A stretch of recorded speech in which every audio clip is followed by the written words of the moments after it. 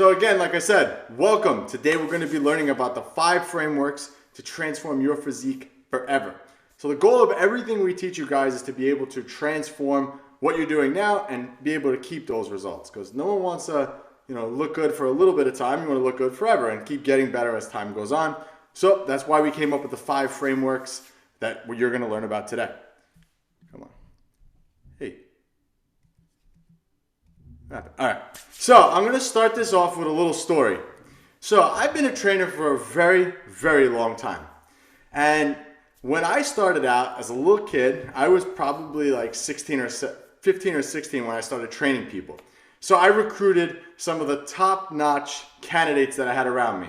So my cousins, my sisters, everybody became my guinea pig.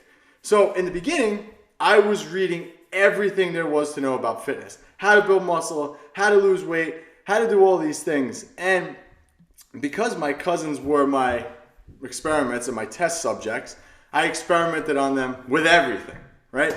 So one day after the gym, my cousin was working out, I was trying to lose weight, and I had read something about cayenne pepper. I basically said that cayenne pepper helps you to lose fat. So obviously I said my cousin wants to lose fat. So after the gym, we're gonna make a shake, and I'm gonna put some cayenne pepper in a shake because apparently cayenne pepper helps you lose weight.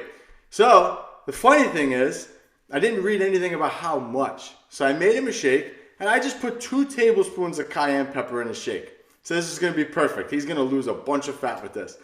So I gave him the shake, and I told him, I was like, you have to just drink it really fast because it might not taste good. So he drank it, and he was in tears, crying.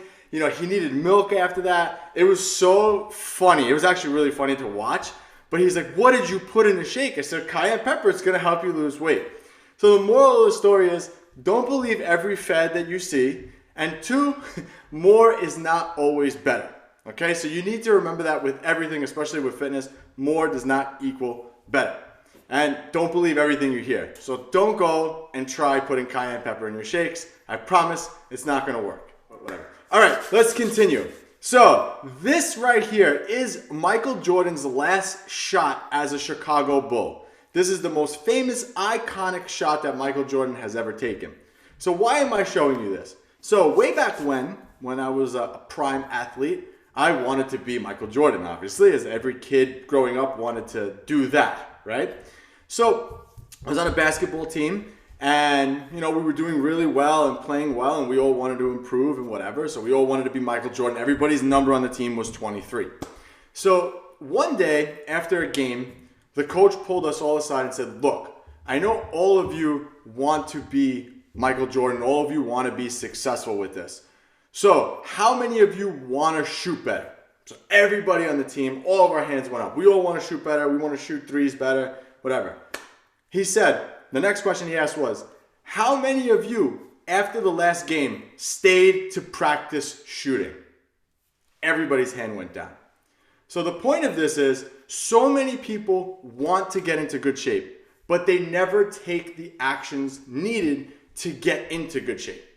So the point of this, and hopefully every time you see this picture reminds you, a lot of practice and time went into making this last final shot for his career. And again, this is an iconic moment, but a lot of practice went into it. And it's the same thing with fitness. You always have to be practicing your craft. And in this case, it's practicing getting better every day. And again, that doesn't necessarily mean eating like a bodybuilder, eating like me, eating like Tom. All that could mean for you is showing up to the gym a couple times a week or having more protein throughout the day. All the stuff that we're going to cover here.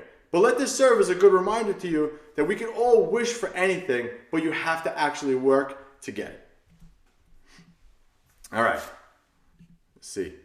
All right, so framework number 1. Tom, you're going to have to help me here because this was supposed to be done in person. But framework number 1, hitting proper intensity when working out. So how many times have we seen people come into the gym and they're like, okay, we're going to do 3 sets of 10 in this exercise. And they pick the lightest thing they could find and they do the exercise. Okay, you need to stimulate muscle. The only way to do that is to put a demand on your body. So you have to challenge yourself to do that. So we use something in the gym called RPE. or rate of perceived exertion. So, and this would have been a lot easier if we would have been able to do this in person. So I have to see if I could. Tom, you're gonna have to demonstrate for me. Can everyone see Tom's screen? Right. Hopefully everyone can write in the chat if you could see Tom's screen. No. No? All right, hold on. Let me make Tom. Yeah. Hold on. Let me make Tom big here. Pin. You're pinning me? All right. Yeah. So Tom, can you stand up if you can? Yep. All right, Tom. So what you're gonna do is, so when we talk about RPE or rate of perceived exertion, we talk about the level of intensity that Tom is working out at. Okay. So Tom, can you do some lateral raises? Really? Do you have dumbbells in your house by any chance, Tom? Of course I do. Just give me a second. Hold on. I'm letting Brianna in right now. Hold on a second. I'll actually go back to my screen while he's getting himself prepared. Okay, so RPE is based on a scale, okay? So the scale goes from 1 to 10. So an RPE of something of 10 is maximum intensity. Like, so if I was bench pressing, 10 would be like, I'm eking it out and I can't do one more even if I tried, okay? Whereas 1, if I did an RPE of 1, I could essentially be there all day doing the exercise. So let me pin Tom again. Hold on, stop. Take off my virtual background for a moment. You're pinned, Tom. I hope your room's clean. Of course it is. Oh wait, that's space. I'm not trying to go to space. No, Tom. Hold on. There we go. Okay. So you want me to do a lateral raise? Yeah, so show everybody a lateral raise at like a 1 RPE. A 1 RPE? Or like a 5. Okay, so I mean, you want me to just like do the reps? Just do a set. Yeah, just do your set. Okay. So as you can see, this looks effortless to Tom. Like he could probably be here all day doing this. So yeah. I would say this is an RPE of like 2 or 3. Tom, do you have heavier dumbbells? I have bands. I can make it more challenging. All right. Pretend that's an RPE of 9. So an RPE of 9, that even still, yeah, it's really, really difficult to do. So you want to be in that range of like an 8. Thank you, Tom. Hopefully that helped. Again, this was supposed to be done in person, so we have dumbbells at the gym, and it makes much more sense when you see it in person. But hopefully that makes sense. So you want to be able, whenever you're exercising, you want to try to bring that RPE level up every time. So sometimes that means using more weight. Sometimes it doesn't mean using more weight, but using more weight for a certain amount of reps. So for example, if we told you, okay, you're going to do 3 sets of 10, and at the end of the 10 reps, you feel like you could do 5 more reps, then that means that your RPE is like a 5, meaning that you could do 5 more reps before you can't do any more. Whereas if you were doing 3 by 10 and you were only doing 8 reps, you couldn't get 10, that means that your RPE is too high and need to lighten the load. So we always recommend staying at a vigorous intensity of a 7 or an 8 RPE. This will allow you to get good results, but also stay far away from injury. So I'm sure you've seen people on Instagram, if you guys have been scrolling through Instagram, people like doing crazy stuff like ego lifting with a lot of weight, like the weight's falling on them. Like that's mostly an RPE of 10. We want you to be safer. We want you to be in that 7, 8 range. But if you guys come in and you're taking the 3-pound dumbbells that we have and you're like, yeah, I did my 3 sets of 10, what's next? You're not getting anything out of that. You need to increase that intensity. So one of us will help you get the weight, or you really need to challenge yourself sometimes and say, okay, I need to push it a little bit more. For example, and I know Stephanie Drummond's on here because I saw her name, Tom told us a story the other day of how proud he was of Stephanie because she was doing, I don't remember what exercise it was, Tom, but she was using 15s and Tom told her, hey, grab the 20s because you can do it, and it stayed that same level of RPE. So that means that Stephanie is getting stronger, Stephanie is improving. So that's what we always want to strive for. Hopefully that makes sense. If you guys have any questions about that, you could just put that in the chat, and again, we'll answer it at the end. So like I said, why is this important? If the RPE is too light, if your level of exertion is too light, you're not going to get anything out of it. Yeah, you could do 3 sets of 10 all you want, but you're not going to get anything out of it. So you have to do 3 sets of 10 at a vigorous intensity and always trying to improve and push past that barrier. Okay? What's next here? Come on. The demonstration, which Tom Thank you. How do you create intensity when you're not in the mood? Okay, I'm drinking it now. I'm creating intensity, but the pre-workout that we have. Caffeine has been shown in studies to help increase the intensity. Caffeine actually does have a performance effect. Whenever you take caffeine, you can actually do a little bit more. So that actually pushes that intensity up also. So that's why we recommend having some caffeine before you come work out. Unless it's later at night and you have to go to bed, then obviously that wouldn't be smart because then you'd be up all night. But that's how you create intensity when you're not in the mood to. So caffeine, and again, always trying to grab heavier dumbbells and trying to push yourself to the 7-8 RPE. Again, hopefully that makes sense. You could put your questions in the chat about that. All right. Framework number 2. Calorie deficit is king. Is not drinking enough water holding you back? So we do accountability calls with you guys. We call you guys on the phone. We discuss nutrition with you guys, what you guys are struggling with, and so on and so forth. And the amount of times that we have heard, the only thing that's really messing me up is I'm not drinking enough water. And while water is very, very important, if you're not losing the weight that you need to lose, it's because you're truly not in a calorie deficit. So what is a calorie deficit? Okay? A calorie deficit basically says that you are eating less calories than your body is burning or than your body is using. Okay? So I'm going to give you guys a scenario. All right? And I want to know which one of these people will lose more weight. Okay. So A, B, C. Okay? So the person A is eating the same number of calories every day, but they're only drinking 20 ounces of water. Okay? Person B is eating good one day, eating bad another day, eating good one day, eating bad another day, and they're drinking 60 ounces of water. Okay? And the third person eats lower calorie Monday through Thursday, and then Friday, Saturday, and Sunday eats more. But they drink 1 gallon of water. Okay? Put in the chat, A, B, C, which person will lose more weight? I'll give you guys a second. My mom keeps FaceTiming me. I should pick up and put her on blast here.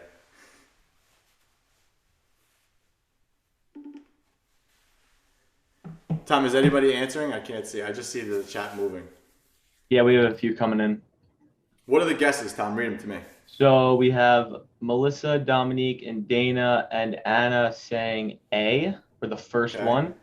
Maria says C. Trish and Nancy say B. Amy says A. Stephanie says A. Melissa Velez says A. Frank says A. We have a nice little array of different answers here. Okay. The correct answer is... I have to explain it. So the correct answer here is they all lose the same amount of weight. Okay, you may be like mind blown as to why that actually is, and I'm going to explain it in a later slide, but the answer is they all lose the same. Okay? All right, so water is important, but it's not the whole equation. Okay? The only way for your body to burn off fat is with a calorie deficit, as I explained. So, and I explained what a calorie deficit is, and how long does it take to actually lose weight? So, this is a key answer, because we get this all the time. The only way to how long it takes, healthy, sustainable, long-term fat loss is anywhere between 0.5 pound to 2 pounds of pure body fat a week. So I got my little, my model here. Okay, this is 1 pound of body fat. You guys have, I'm sure, seen me pull this out at some point. So when we lose fat and when we talk about losing fat, we talk about losing the actual fat that we see, not just a number on the scale. So when we're trying to lose real fat, it takes time. It doesn't happen overnight. So you need to be consistent with those numbers weeks, months, and you need to be in that calorie deficit over the course of time. So it's not the water that's throwing you off. Water is important. I'm not trying to say that it's not important. But the water is not the reason why you're not losing. The reason why you're not losing is because you're not in a calorie deficit for a long period of time. All right.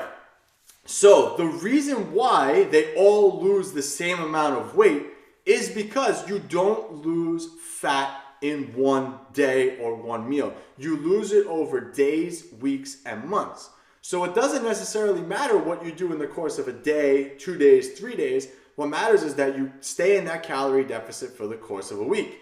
So in the example that I've given here, this person needs to eat 1,700 calories a day in order to lose 1 pound of fat a week. So by looking at this, it doesn't matter how they break down their calories during the week, as long as they average out the amount of calories they need to lose fat. So person 1 eats the same thing every day. No change, that's just what they do. Okay, which is fine. That's just, some people eat the same thing every day. That's what they like to do. That's fine. They'll lose a pound a week. Second person eats lower calorie on one day, eats higher calorie the next, but it's controlled. They average the same amount of calories, and that schedule works for them. The last person, and this is kind of like where I fall, I prefer to do this. I'm more busy on the weekend. I save more room for calories on the weekend. So I eat lower during the week, Monday to Thursday, and then Friday, Saturday, and Sunday, when I have events with the family and kids, my calories go up. But I still manage to lose weight because I'm still in a calorie deficit. Where this becomes problematic is when people go overboard. So if, on the bottom, if that person ate, let's just say, for example, that person ate on Sunday 2,300 calories, well, now they are no longer in a calorie deficit because now they would have averaged out about 1,800, 1,900 calories, and they would be over that amount, okay? So the numbers don't lie, and you need to look at these as tools. I've talked about this so many times, but these numbers are tools to tell your body what to do, okay? So you need to know the numbers so this way you know what's going on. And like I said, it's not the water why you're not losing weight. It's because you're not in a calorie deficit. So hopefully I beat that up. Hopefully that makes sense. If that makes sense to you, just write yes in the chat. Let's go. Write some yeses. I want to see yeses, Tom. If anybody's confused, I will go over it again. We got yeses, Tom? You're muted, so I don't know. We got some yeses here. Thank you, buddy. All right. Framework number 3. Protein, protein, protein, protein, protein. Okay? You need to be eating higher protein. Protein has a myriad of benefits when it comes to changing your body composition. Okay? Protein is essential for building muscle and helping you to burn body fat. So, muscle, and I have my little model here. Okay? Muscle, pound of muscle. Muscle is active tissue in your body. Muscles help you move, muscles help you lift more weight, okay? But in order to be building muscle and burning body fat and telling your body that you need to burn the fat and keep the muscle, you need to provide your body with the building blocks of muscle. The building blocks of muscle is protein or amino acids, okay? So when your body breaks down muscle, it breaks it down into amino acids in your system. So if you're giving your body more amino acids, your body's basically saying, okay, I have enough amino acids in my system. I don't need to break down muscle. I can break down fat. Protein is also very important because protein, 1, keeps you fuller longer. It's very important, especially when you're dieting and in a calorie deficit, that you stay fuller longer. This way you're not getting hungry, you're less tempted to binge. So protein is extremely important when it comes to losing body fat. It keeps you fuller longer, like I said. Should build more muscle. And being in a calorie deficit, again, will determine tissue to be lost. So whenever you enter a calorie deficit, so let me go back quick. So we go into our calorie deficit of 1,700 calories a day. Let's just say person 1, just for simplicity here. This person wants to lose body fat. Doesn't go to the gym, just eats 1,700 calories a day. Yes, this person is going to lose weight, but that person's body doesn't know what kind of weight to lose. So they're going to lose a mix of fat and they're going to lose a mix of muscle because there's no reason to keep this. If they're just eating 1,700 calories a day of Skittles, they'll lose weight, but their body's going to say, I don't need this expensive tissue. I'm going to get rid of it. There's no reason to do this. But when someone weight trains and someone lifts weights, pushes themselves at a higher RPE every time, eats more protein, now your body's going to say, okay, I'm in a calorie deficit. I need to lose weight. Where is this going to come from? Well, I need this. I need this because, Tom is doing really good in the gym. He's lifting with higher intensities. He's pushing himself. I need this, but I don't need this. This has no purpose. So I'm going to get rid of this. So that's one of the major benefits and the difference when someone goes on a diet and just loses weight versus someone who goes on a diet, exercises, and has higher protein. Higher protein diets have been shown time and time and again to help you lose body fat, which is the fat that we see in the mirror. Okay? So Anne-Marie, actually, I think she's still on the call, I can't tell. One of our clients, came in, weighed more on the scale, body fat was down, inches were down. She was confused, but she's actually in a good place because she actually was able to gain muscle and lose fat at the same time because she started weight training with higher intensity. And that's what you guys need to do. Okay, so remember, I'm sure you all know a friend who went on keto or, I don't even know any of these fad diets anymore. But they go on this diet, they lose a bunch of weight, and then they gain all the weight back. Well, then mostly they gain the weight back because they lost a lot of muscle. And the less muscle you have, the slower your metabolism is. Hopefully that makes sense. Everyone good? Good? Thumbs up, thumbs up. All right. Oh, yes.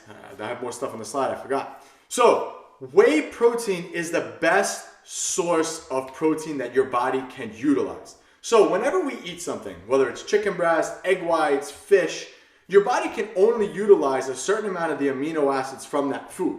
So, for example, when we have chicken breast, even if it's pure chicken breast, your body will utilize about 70 to 80% of the amino acids from that chicken breast. Okay? When we have whey protein, your body will use 96% of those amino acids. So whey protein is more potent and the best source of protein that you can get. I don't know if Chris Wong is on here, but he does something very similar to I do. I have about 4 to 6 scoops of protein every day just because it's convenient for me. But that is the best sources of protein that you can actually get in. So Chris had asked me, hey, if I have more protein, if just more shakes, is that going to help? In fact, it's probably better if you have more protein shakes than anything else because, again, like I said, your body's going to utilize more of those amino acids from the protein powder. Okay? So you have to remember what you put in is what you're going to get out. And protein is the best source that you can get. And Tom actually brought this up in the gym. But whey protein powder is actually cheaper than chicken breast, especially now at this point. And the last point that I want to make. So going back to that scenario that I said earlier, being in a calorie deficit of 1,700 calories and making your body determine which tissue needs to be lost. If you have 1 tablespoon of oil, it's equivalent calorie-wise to 1 scoop of protein powder. So obviously, if you have only to eat 1,700 calories a day, what would be better for building muscle, losing body fat, and just losing fat in general? Well, obviously the whey protein, because you're going to utilize more of that toward muscle building. Same calories, but remember, one is going to do one thing versus the other. So you have to keep this in mind. This is why having higher protein is so, so important. We've seen it so many times where people just can't get on track with their diet, but we just tell them like, hey, let's get back to ground zero and start from scratch. Just have protein more times throughout the day. And usually that is enough to stimulate their body to change. And then from there, we build on more habits to help them get to where they need to go. So this is why higher protein is very important. Give me a thumbs up today if you had your protein shake. I had mine, as I always do every day. All right. I want to talk about framework number 4 is something I call anabolic fasting on the weekends. Really fancy name. Really, really fancy name, but something that I've been doing for such a long time. I've talked about it so many times, and I think it's a really, really good tool for people to utilize. So what is anabolic fasting? So going back to this scenario again, person A, B, C, person C, right? We look at person C, and most people didn't pick person C before when I asked who would lose more weight. Person C is looked at like, wow, this person cheats all on the weekend. Most of their calories are on the weekend. They're not going to lose weight, right? But person C is I feel like the optimal way to do it because again, Friday, Saturday, and Sunday, what happens? You're not at work, or maybe you're not at work as much. Everyone's doing things on the weekends. You got parties. If you have kids, you have kids events. It's just more time on the weekend to have more things. So we always preach, if you're going to do something, can you see yourself doing it for the long haul? If you don't, there's no point. So if I told you, hey, you need to go on keto to lose weight, like, yeah, you can do that for a little bit of time. But then you're going to have that one day where I'm not looking and you're going to eat the carbs, right? I want you to be able to do things that you can do for a long period of time. So I believe, and I call it anabolic fasting, that this is the best way to do it on the weekends. Eat a little cleaner during the week, save some of those extra calories for those fun foods that you want, or let's say you have a wedding or you have a party, have higher calories on those days, but still make sure it balances out to be where you need it to be, okay? So again, it's a strategy to be used. It's not the end all be all. You don't have to do this. But one of the things that I like to do, and I've talked about this so many times, on the weekends or if I have a party or whatever, I will eat just protein for most of my meals until I get to the party because I'm going to bank all those calories. So let's say I have a party or an event tonight. Okay, the event's at 5 o'clock. I wake up in the morning, 2 scoops of protein. Okay, my next meal, maybe it's just egg whites and vegetables. If I have another meal, maybe it's just another source of protein, maybe Quest chips or another protein shake, and then I go to the party. Now at that point, I've eaten calories throughout the day, so I'm fuller. I've eaten more protein. The protein is going to keep me fuller. But now I have so many carbs and fats left. So now if I'm going to a wedding, well, now I can have a piece of cake or whatever it is that you want, maybe the pasta or whatever it is. I can have that because I factored those calories in. So you need to be able to do the same. It makes dieting easier because it makes it feel like you're not dieting. I don't know if he's on here also, but I did an interview with Michael in Toronto. He's an older gentleman, he's in his 60s, and he managed to lose a bunch of fat, and he utilizes this all the time. And he says, I never feel like I'm dieting, and that's great because that's the goal, right? You want to be able to enjoy yourself and live life while still making progress. So you're going to basically eat when you're hungry. You could do this in reverse. I know so many people who are hungrier in the morning and then don't get hungrier later in the day. So maybe then in the morning you have your bigger meals throughout the day, and then at night your meals are lighter. So it gives you the flexibility to eat according to what you want and the way you want to eat and what your body gravitates toward. For me, I'm not hungry in the morning. It's just not my thing. I'm not hungry in the morning. I just have a shake just to have it, and that's kind of, I move on my day and I save those calories for at night when I'm more hungry. So these are strategies that you need to utilize because again, as I've taught you, it doesn't matter how you break your calories down throughout the week. All that matters is that you're still averaging that number that you need to lose fat. And basically you're going to bank your carbs and your fats for when you're actually hungry. Because let's face it, if you went on vacation or you went out, it's very easy to get carbs and fat. Very easy. Protein is always going to be the hardest thing to have when you're out, especially the amounts that we need to lose body fat and gain muscle. Okay? So utilize anabolic fasting. If you guys have, I'll just give you a quick example. If somebody on here right now is supposed to have 6 servings of carbs in a day, well, if you know you have a party that day, don't have 2 for breakfast. Have those, save those 2, have just your protein, and then use those saved carbs and fats for later. All right, so anabolic fasting, again, strategy to be used, but it'll help you to keep that calorie deficit and make it a lot easier. Again, going back to the scenario, person A, like yes, they eat the same thing every day, but life is never going to always be the same thing every day.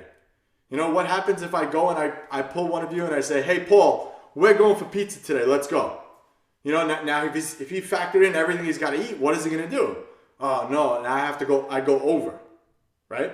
So again, it's just a strategy to be used, but it's good to be flexible. This is why we practice flexible dieting, because it allows you to roll with the punches of life.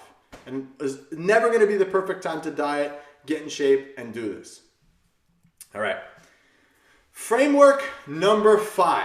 Now, I just said to you guys, flexible dieting is the best way to do it. There's no, you can eat whatever you want and you'll still lose weight. That is true.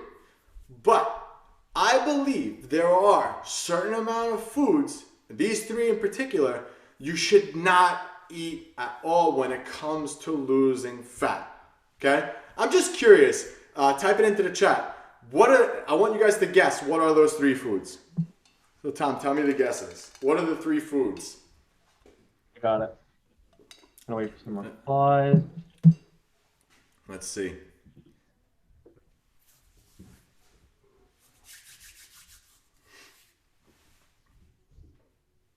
What do we got, Tom? So we have avocado, oil, peanut butter, nuts, Coca-Cola, or I'm assuming soda, avocado, oil, dairy, nuts, avocado, a lot of avocado, cheese, butter, and oil.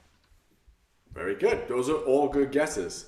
Yes, So, pretty much. like I just mentioned this with flexible dieting allows us to eat with everything, but there are certain foods I recommend when you're trying to burn as much fat as possible. So, number one, all kinds of oil. No. No, no, no, no, no, no. Don't cook with it. Don't look at it. Don't smell it. No. Olive oil, just any oil. If it's the healthiest oil, I don't care if God, whatever you believe in, comes down and gives you this and says, this is the cure. No, he's lying, okay? No oil, nothing. That is one of the worst things you can do when it comes to trying to burn body fat, okay? The reason being is because it's very calorie dense. In 1 tablespoon of olive oil is 130 calories. 1. So if you cook with 2, which is not uncommon, especially for an Italian household. I really should FaceTime my mom right now. She'll tell you that's true. But you're going to double the calories of the meal that you're eating. Okay? So another good example too.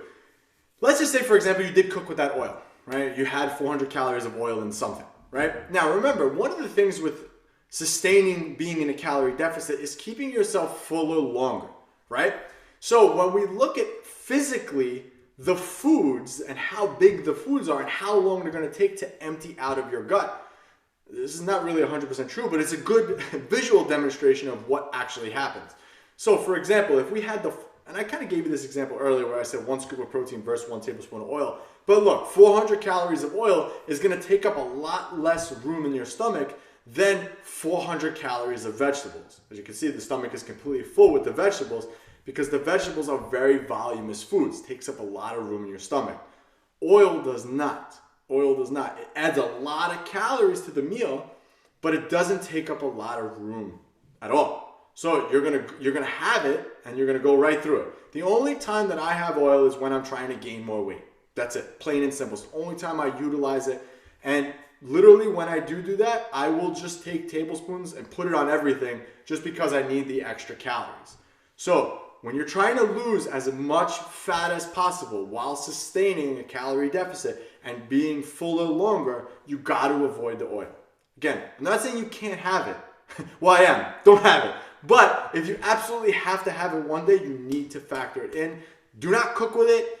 Like I said, don't smell it. Don't look at it. Hide it. Don't use it. Pam spray all the way. You're going to be better off. And if I didn't mention it before, no. All right. Hopefully you guys got the idea. No oil. Any oil. I don't care what kind of oil. No oil. Number 2, nuts and peanut butter. This one drives me crazy. Oh, I had peanuts today, so I had protein. No, you didn't have protein. You had a handful of fat. The reason why I don't like nuts and peanut butter is because it's not that it's not healthy. It's very calorie dense. Pull up the next slide here. Here we go. So all these bowls are 100 calories of nuts. Okay. So if you look at the almonds, there's probably about 16 almonds in there, maybe 18. Okay. That's 100 calories. 1 scoop of protein is like 120. Which one's going to keep you full longer? As we learned, the protein is going to. But look, who realistically will stop at 16 to 18 almonds? Oh wait, who's going to stop? Who's going to actually sit there and count out their almonds? I mean, I would. Tom probably would. Laura would. But you get the idea, right? No one's going to sit there and count out the almonds. Okay, so you need to look at where your calories are coming from. Again, going back to that other scenario, 1,700 calories is what this person needs every day to lose fat. This is a waste of 100 calories. You're not getting full from that. That's not going to do anything for you. So again, the only time I eat nuts, peanut butter is when I'm trying to put on weight. Not necessarily a good thing, right? And those of you on here right now probably don't want to put weight on. But if you did, a handful of nuts 2-3 times a day, that's 400 calories without feeling the calories. And that's an easy way to get more weight on. Okay? So hopefully that makes sense. A lot of you guys knew those two. Number 3, okay? And I will talk about avocados in a second. Avocados is not on the list. I've actually changed my mind on avocados. But number 3, acai bowls, fruit smoothies. These are the other one that drives me crazy. Okay, they just absolutely drive me crazy. I'm sure you guys know what an acai bowl is. I have a picture of it coming up here in a second. But acai bowls are like, they are, I don't know what the power foods, superfoods. They have all these things in it that give you energy, revitalize your life, and blah, blah, blah. They're supposed to do all these things to cure everything, right? Same thing with smoothies. Well, I'm having a fruit smoothie. I'm going to juice my smoothie. The other day, we did a nutrition call with someone, and he was asking about fruit juices. Oh, I go to the store and I get these fruit juices. And I'm just like face palm, face palm, face palm. Okay? So, an average acai bowl, again, this is, I don't think this is 100% true, because this one's probably like this, because these things are double these calories. But in a little bowl of acai bowls is about 440 calories. Okay? About 69 to 80 grams of carbohydrates. That's as sugars, that's not right. 7 grams of fat, 3 grams of protein, 9 grams of fiber. Okay, now it sounds really good, right? But it's got a lot of carbs in it. Again, look at it. Look how healthy it looks. It's got blueberries in it. It's got strawberries, granola, yogurt, this, that, and the other thing. But again, 3 bowls of Fruit Loops with skim milk is equivalent to the same amount of calories. In fact, it's actually a little bit less carbs in it than the other one. It's got more protein, and it's got the same amount of fiber. So, pick your poison. Remember, like I told you, your body doesn't utilize and doesn't understand the difference between foods. It just sees the amounts. So, by having an acai bowl, you're going to be hungry after 30 minutes of having that thing. You're not going to be full for a long time. Whereas versus 3 bowls of Fruit Loops, you're probably going to get sick of the Fruit Loops before you decide to, all right, I'm done with this. And you're not going to want to eat after that probably. So these things are, I don't want to say gimmicks because they are real food, but they're gimmicks into having you believe that if you eat that, you're going to lose fat. Not true. Same thing with fruit smoothies. So think about it. What's in a fruit smoothie? Again, I'm just going to throw random things out there. Banana, right? Let's say berries, strawberries. They usually put some type of juice as a base. That is all carbs, right? So let's say you have an average one from like Jamba Juice is about 500 calories. Now, if you were to take those same 500 calories and eat them, like let's say you took the banana, the blueberries, whatever, and you actually ate them, you would be fuller longer from eating them. You probably wouldn't be able to finish it versus having it in a shake. So again, the only time I utilize having an acai bowl, a fruit smoothie, or whatever is when I'm trying to gain weight, okay? So don't be fooled and duped into thinking that these things are gonna help you to lose fat, because it's not gonna happen, all right? So that's the third food. I wanna talk about avocados now because so many people brought it up, and I've mentioned and talked about avocados in the past. The reason why I changed my mindset on avocado is avocados are, one, difficult to eat, right? Like, so you have to cut them, you got to peel them out, you got to put them on. They take work, right? Whereas oil, you just pour it on. So I don't think someone, if they're going to have an avocado, it'll take them a little bit of time to actually put it out there. So they could kind of like, all right, I'll have half this. Avocado is also a very good source of healthy fat. So if you are going to have some fat, I'd rather it be from that. Olive oil is very healthy too. But again, I feel like you're going to be more fuller from the avocado than you actually would the oil or anything like that. So I've actually kind of shifted my view on avocado, like I said, because it slows you down when you're cooking, it slows you down when you're eating it. So I think it's a little different than having just the oil. Like I said, it's very easy to pour, all the nuts where you can just grab a handful and just be